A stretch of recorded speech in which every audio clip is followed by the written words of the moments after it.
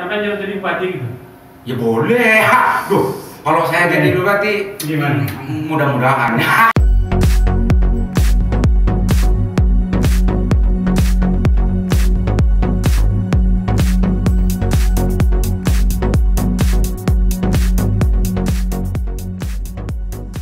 Terima kasih. Assalamualaikum warahmatullahi wabarakatuh.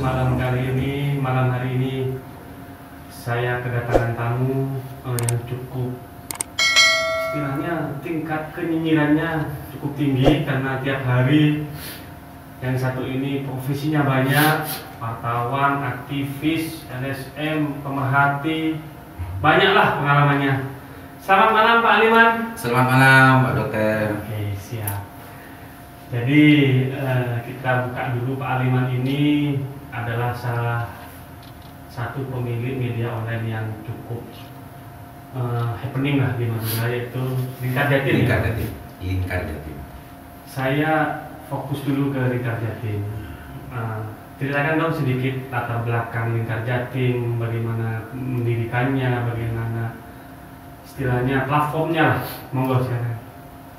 Lingkar Jatim dibentuk dan didirikan itu sebetulnya berawal dari, kan background saya aktivis sebetulnya, Gus. Lingkar Jatim itu dibentuk dan berawal dari ketika waktu tahun 2015 ya, 2016 itu ada gerakan di Bangkalan ini untuk mengoreksi terhadap kebijakan-kebijakan yang dianggap tidak bagus gitu ya di Bangkalan. Saya bersama Matur Husairi berinisiasi untuk membuat media sendiri, karena setiap gerakan teman-teman LSM itu waktu itu sulit untuk dimuat di media. Oh, waktu itu awalnya. Artinya memang ada semacam rasa balas dendam kan. Emosi gitu ya. Saya mati dimuat ya. Ya, sulit dimuat. Okay. Sudah roadshow minta dimuat dan lain macamnya kemana-mana, bahwa gerakan ini penting untuk di backup oleh media, karena media itu kita pahami bahwa mempunyai power sangat luar biasa terhadap pembentukan opini dan juga memberikan informasi terhadap masyarakat. Sebanyak apapun demonstrasi, gerakan tanpa didukung oleh media, itu hanya 1 hari 2 hari. Basicnya Pak Aliman apa? Basic saya itu sebetulnya ya, kalau kuliah saya di IAIN itu jurusan tarbiyah, guru, ustadz tarbiyah. Cuma apa yang saya lakukan selama ini kayaknya nggak ada yang nyantol dengan basic itu. Jadi basic sekolah tarbiyah. Oke, kita. Tapi aktivis ya. Aktivis. Jadi saya aktivis PMI.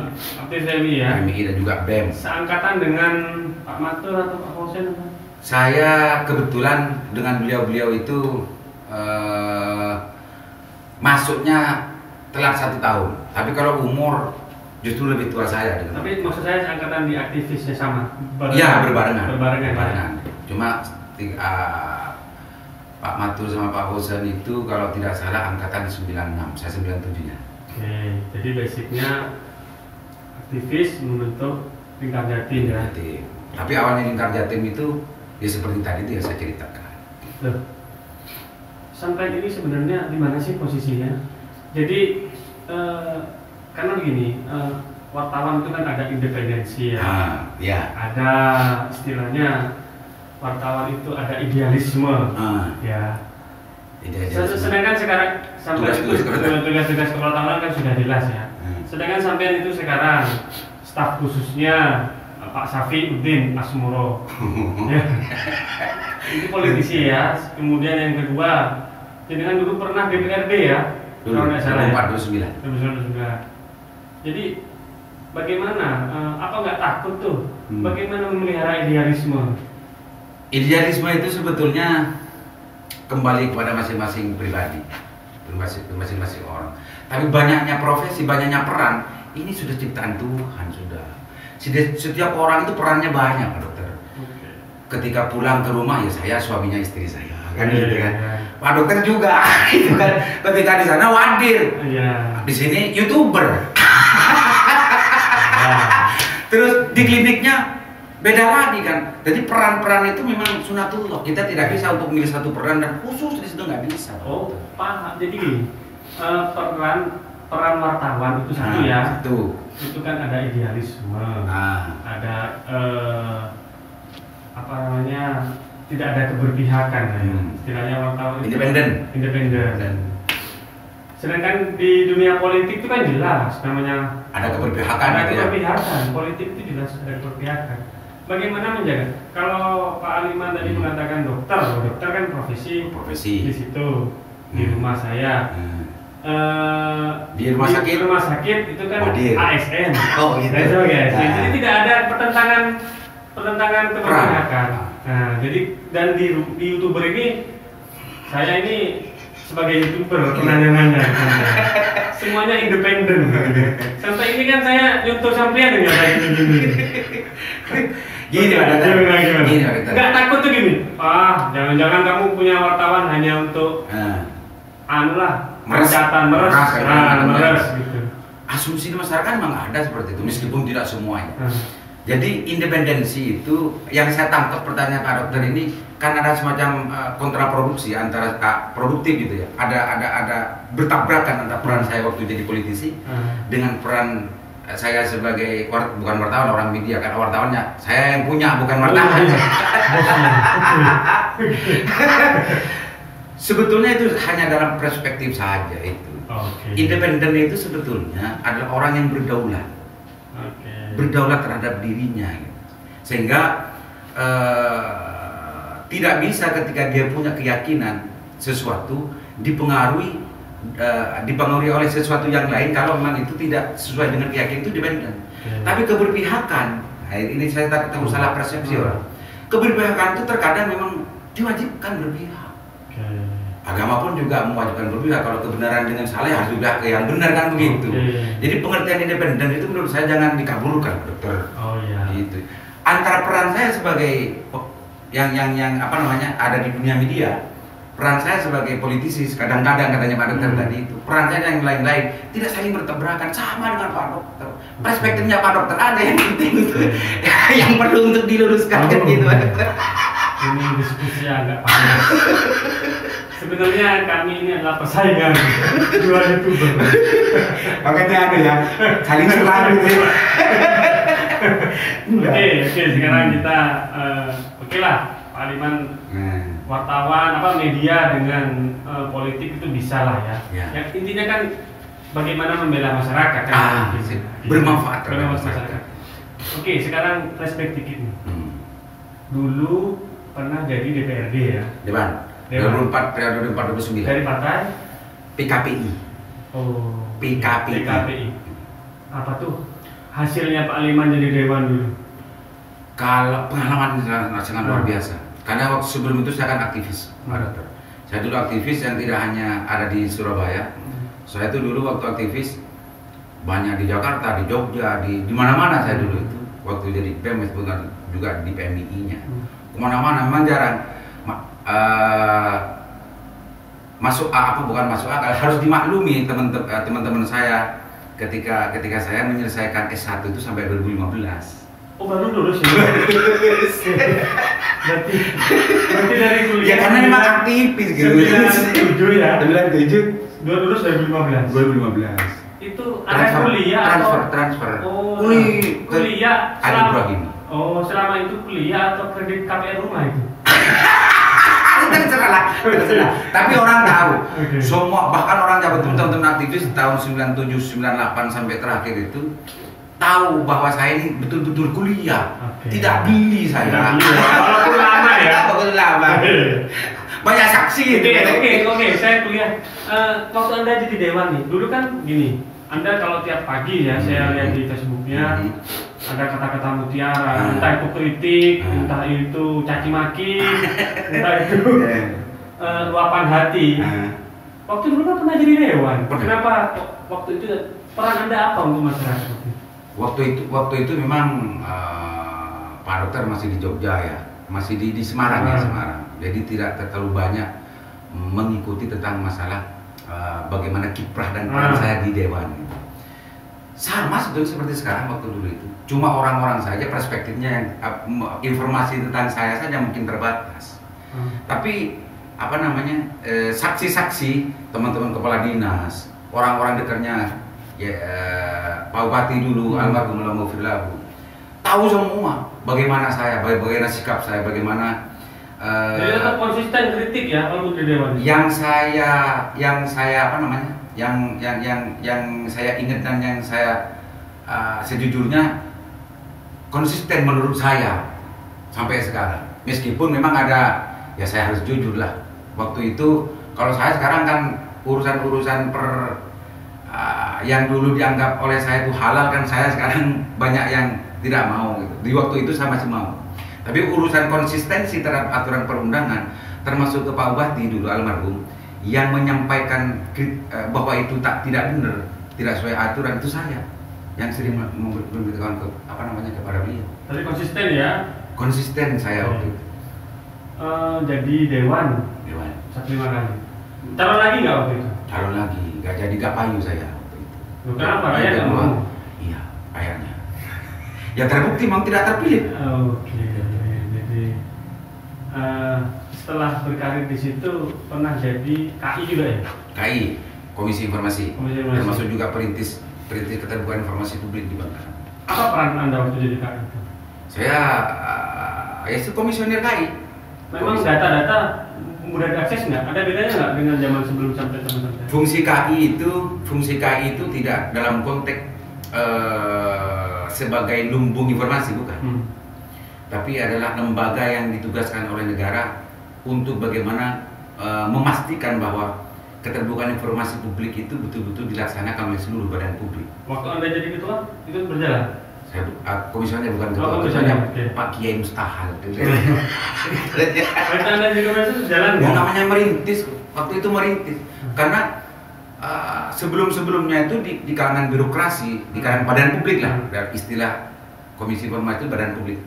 Banyak yang jahiliyah, zaman jahiliyah, bukan pilihan perilakunya bukan pemahaman dan pengetahuannya. Tapi kalau mereka yang ada di badan publik itu bukan tidak tahu bahwa itu adalah informasi yang harus informasi terbuka. Mereka tahu, mereka paham. Tapi mereka semua banyak memilih untuk tidak membuka itu. Dan sampai sekarang saya lihat tugas itu masih belum selesai sampai sekarang. Ya makanya sama sudah ada posisi DPR, oke lah, udah jadi KI. Kok banyak PR yang belum selesai nih? Iya. Ini sebetulnya apa dong gunanya sampai kalau gitu? Cita-cita saya itu memang bermanfaat kepada orang. Iya. Bagaimana kan jangan sampai KI ini jadi kayak kuliah 15 tahun. Enggak, maksud saya gini. Apa dong istilahnya? Dampak saya, peran-peran saya waktu itu apa gitu ya? Saya itu sebetulnya kalau pikiran saya sekarang, peran saya itu berdampak atau tidak, asalkan saya konsisten untuk menyampaikan apa peran dan tugas saya, itu sudah cukup bagi saya. Karena memang ada banyak situasi sosial ini yang memang tercipta sebagai komunitas sosial yang bebal, tahu tapi nggak mau, paham tapi nggak melaksanakan, bebal. Jadi meskipun berulang-ulang, tidak hanya sekedar memberitahu, berulang-ulang dengan sosialisasi persuasif, dengan bahwa ini agak sedikit meningkat, ini ada ancaman begini dan semacamnya. Mereka, namanya orang mengkal, apa ya mengkal itu ya? Ya kalau dalam istilah Qur'annya itu ya. Anda mau jadi ulama juga ya? Boleh. Takutnya masuk ke dalam wasawaun alaihim a'andartahum am lam tundirhum la yu'min. Sama orang tuh dikasih tahu, tidak dikasih tahu, tetap tidak iman. Itu wasawaun alaihim Jadi saya melihat kalau Pak Dokter menanyakan apa sih betulnya peran sampean, apa sebetulnya gunanya sampean di peran-peran itu, saya tetap melaksanakan, yang seingat saya tetap melaksanakan peran-peran tugas itu. Urusan berdampak terhadap masyarakat, saya melihat saya itu kurang tidak dikasih kaulan hakilah dengan Gusti Pangeran. untuk membuat orang itu sesuai dengan apa yang saya inginkan. Tapi apa yang saya sampaikan itu sudah saya sampaikan. Bahwa kalau ini benar, kalau ini mestinya begini, mestinya begitu, betulnya ini diberikan oleh KI itu ya. Bahkan saya waktu itu sempat memediasi ijazahnya almarhum. Putusannya saya yang diminta salah satu LSM diminta ke STKIP. Banyak yang lain-lain. Dan alhamdulillah selama 4 tahun itu saya seingat saya tidak pernah terpengaruh oleh apa namanya oleh ini dan itu dari para pihak gitu. Kalau dalam peraturannya bilang ini terbuka, saya bilang terbuka. Oke ya, jadi setelah KI sudah, memang sekarang kita lanjut nih.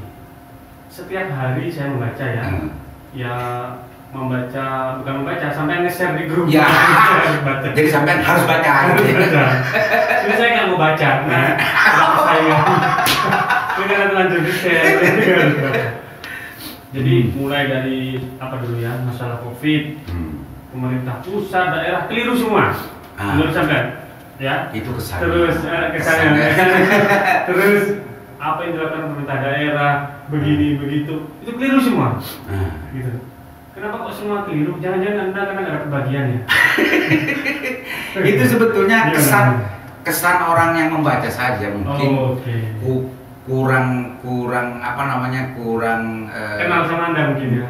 Bisa kurang waktu untuk memahami mungkin, sehingga kesan itu seolah-olah mengelirukan semua. Tapi yang setiap yang saya tulis setiap pagi itu memang salah satu banyak yang terinspirasi dari pengalaman saya dan memang subjektivitas dari kesimpulan yang saya simpulkan melihat keadaan dan perkembangan.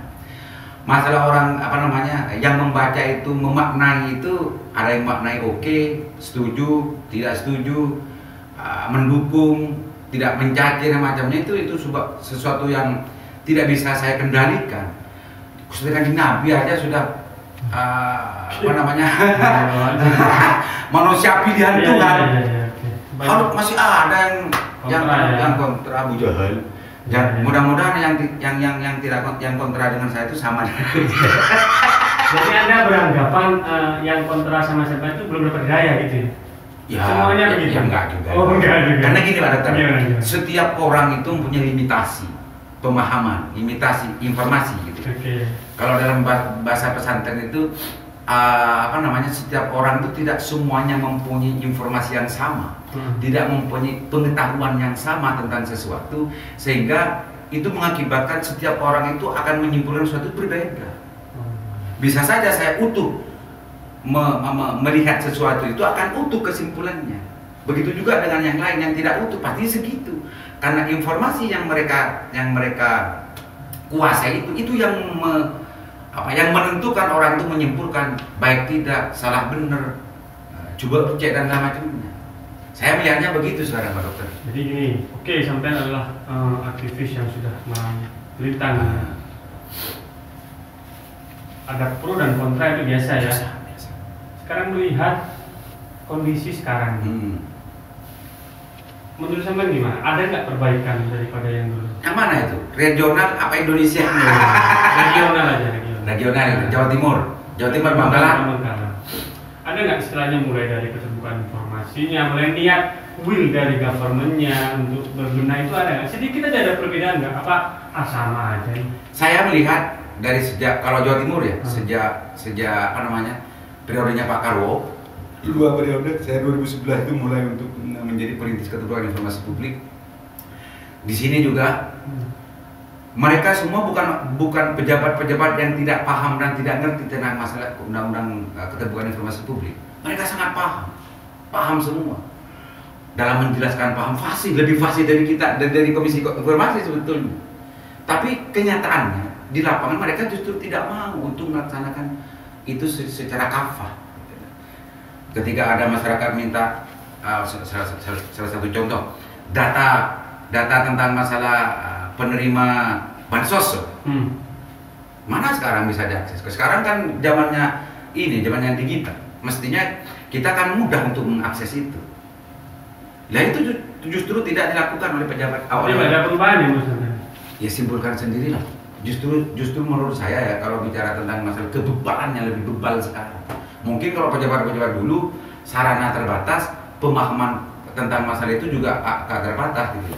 Tapi kalau sekarang saya yakin mereka semua tahu dan mempunyai cara untuk bagaimana memudahkan akses informasi itu. Cuma itu nggak dilakukan. Saya itu menurut sampai jadi bupati gitu. Ya boleh. Kalau saya jadi bupati, gimana? Mudah-mudahan. Tapi pasti saya akan ada jalan untuk bagaimana membenahi. Saya punya. Meskipun saya tidak menjamin bisa merubah segalanya, karena berhadapan dengan yang mental kayak tadi itu, Pak Dokter. Saya ini kan bukan pangeran. Kan gitu. Cuma niatan untuk goodwill politik tentang masalah itu, kalau beradu komitmen, saya masih ingin mengadu kepada semua calon bupati yang sekarang mau jadi bupati. Jadi Pak Aliman ini, pokoknya Pak Aliman ini istilahnya goodwillnya itu konsistensinya dari dulu tidak pernah berubah ya. Asli nyinyirnya nggak pernah berubah gitu lah. Usaha dan ikhtiar saya begitu, Pak Dokter. Cuma terkadang memang sering ngomong, namanya manusia, Pak. Emosi kadang saya itu marah dan tidak suka. Kalau bahasanya almarhum ngambulan itu ya, itu salah satu dari mungkin kelemahan dari saya. Lah sebetulnya ngambulan itu ini istilahnya almarhum gitu ya. Karena saya dengan beliau itu Allahumma 10 tahun lebih kan sama beliau. Ngampur itu adalah bentuk bagaimana saya menjaga konsistensi saya. Menjaga konsistensi saya sebetulnya. Jadi untuk sesuai dengan pemikirannya Pak Aliman berharap bisa menjadi bupati atau wakil bupati. Karena sudah gagal kan, sudah jadi dewan nggak bisa berubah, jadi KI nggak bisa berubah. Ya kan? Jadi bupati ya. Kan bisa jadi bupati. Lah sekarang bupati mah benar sebelumnya kalau jadi bupati betul-betul potensial untuk merubah keadaan sebetulnya, karena bupati punya power, punya kekuasaan. Penting bagi yang mau jadi bupati dan yang jadi bupati, penting untuk digunakan itu untuk hal-hal yang lebih baik. Bupati itu, bupati lah, bisa menjadi jalan mudah ke neraka, bisa jadi jalan mudah ke surga, karena dia punya power. Mau dilanjutkan bicara bupati? Terlalu banyak ya, terlalu panjang, bertele-tele. Saya memberi konten terlalu lama. Terakhir aja. Saya masih kurang, Pak Dokter. Saya udah capek. Ayo, gimana, Pak? Yang terakhir aja. Ya. Pilih Pak Mahfud atau Pak Safi? Kedua orang itu adalah sahabat saya. Safi sama Mahfud. Mahfud itu teman saya sejak di JN. Safi teman saya sejak menjadi sejak sama-sama membantu KUN. Jadi sama-sama punya sejarah yang sama. Di kedua-duanya menurut saya memang. Kalau ditakdirkan jadi bupati atau wakil bupatinya, pilih pasangan dengan Safi atau Pak Safi atau Pak Mahfud? Saya dengan siapapun boleh. Jadi dengan siapapun saya mau saya. Dan tanpa syarat itu. Tanpa syarat ya. Saya ngajak saya jadi bupati sebenarnya Safi atau Mahfud atau Rasani atau Relatif atau Raimron. Mau semuanya. Seperti ada yang ngelamar saya mau. Yang saya takut nggak ada yang ngelamar itu. Sudah cukup kalau saya nanti ini terlalu panjang. Aduh. Ini sebenarnya kesimpulan hari ini hanya Pak Aliman ini ingin lihat studio saja. Pak Aliman ini youtubernya. Tolong di subscribe channel Lingkar Jatim. Jadi untuk coba silakan Pak Aliman di sini ada pesan-pesan mungkin. Bagi pengunjung Farhat channel ya, Farhat channel, jangan lupa intip juga di Lingkar Jatim channel. Dan kalau yang di Farhat channel nggak sempat subscribe atau nggak sempat mengomentari dan yang lainnya, jangan disesali. Tapi yang harus untuk diperhatikan betul, jangan sampai lupa ketika sudah ngintip link Lingkar Jatim channel yang program sandasan itu loh. Terlalu panjang, saya sudah memberi peluang Pak Aliman terlalu banyak. Semoga menarik. kalau nggak menarik ya jangan di skip lah, nikmatin volumenya dan didengar. Oke, karena saya nggak tahu faedahnya ada apa enggak malam ini. Kalau biasanya saya optimis ada faedahnya, sekarang ini nggak ada perasaan. Semoga menjadi informasi dan kegembiraan lah untuk kita semua di tengah pandemi. Semoga pandemi cepat selesai, semua sehat. Terima kasih. Wassalamualaikum warahmatullahi wabarakatuh.